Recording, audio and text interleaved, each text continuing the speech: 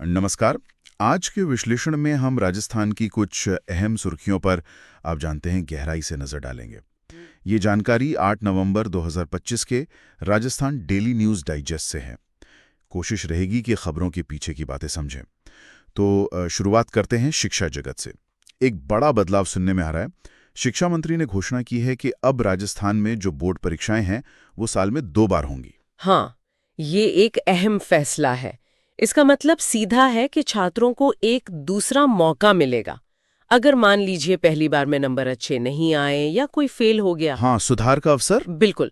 तो उम्मीद तो यही की जा रही है कि इससे छात्रों पर जो एक प्रेशर होता है ना परीक्षा का, वो शायद कुछ कम हो और उन्हें अपनी गलतियों से सीखकर बेहतर करने का एक और चांस मिलेगा। ये सुनने में तो काफी सकारात्मक लगता है, पर क्या मतलब इसको लागू करने में जमीनी स्तर पर कुछ दिक्कतें आ सकती हैं? बिल्कुल। जैसे 2 बार पूरा इंतजाम करना। देखिए, चुनौतियां तो होंगी ही। लॉजिस्टिक्स का मामला है, पेपर्स 2 बार सेट करने होंगे, उनकी गुणवत्ता एक जैसी रखनी होगी, फिर मूल्यांकन प्रक्रिया, ये सब देखना होगा। सही बात है। पर हाँ, अगर ये ठीक से लागू हुआ तो छात्रों के मानसिक स्वास्थ्य के लिए अच्छा कदम हो सकता है। दबाव तो कम होना चाहिए। ठीक है, चलिए शिक्षा से आगे बढ़ते हैं।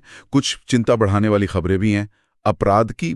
जयपुर में एक छोटी सी बात, पार्किंग को लेकर विवाद इतना बड़ा। हाँ, मैंने पढ़ा, वो रेस्टोरेंट के पास हुआ था शायद। हाँ, वहीं।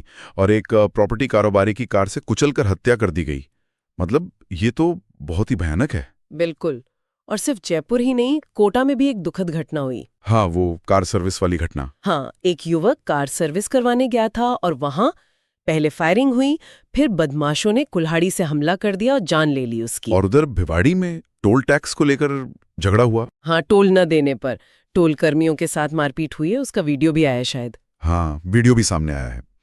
ये घटनाएं क्या बता रही हैं? मतलब क्या छोटी बातों पर गुस्सा इतना ज्यादा बढ़ रहा है लोगों में? ये निश्चित तौर पर चिंता का विषय है। कानून व्यवस्था पर तो सवाल उठता ही है।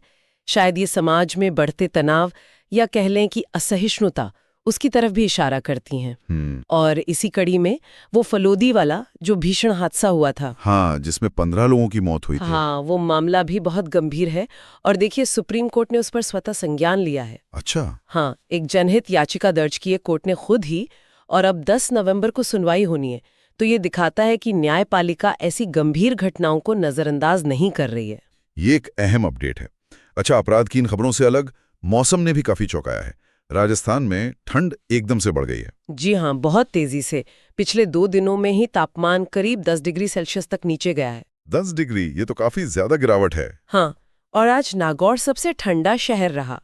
मौसम विभाग का कहना है कि अगले हफ्ते तक मौसम करीब करीब ऐसा ही बना रहेगा। इसका असर तो आम जनजीवन पर पड़ेगा। फिर सुबह सुबह स्कूल जाना, काम पर निकलना। बिल्कुल, खासकर सुबह और शाम को ज्यादा महसूस होगी ये ठंड।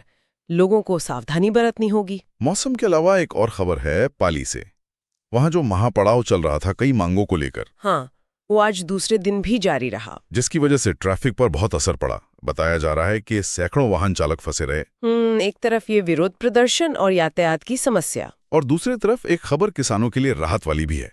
राजस्थान सरकारों ने आर्थिक मदद दे रही है। हाँ, वो 10,000 वाली सहायता राशि। जी, तो ये दोनों खबरें एक साथ देखना दिलचस्प है।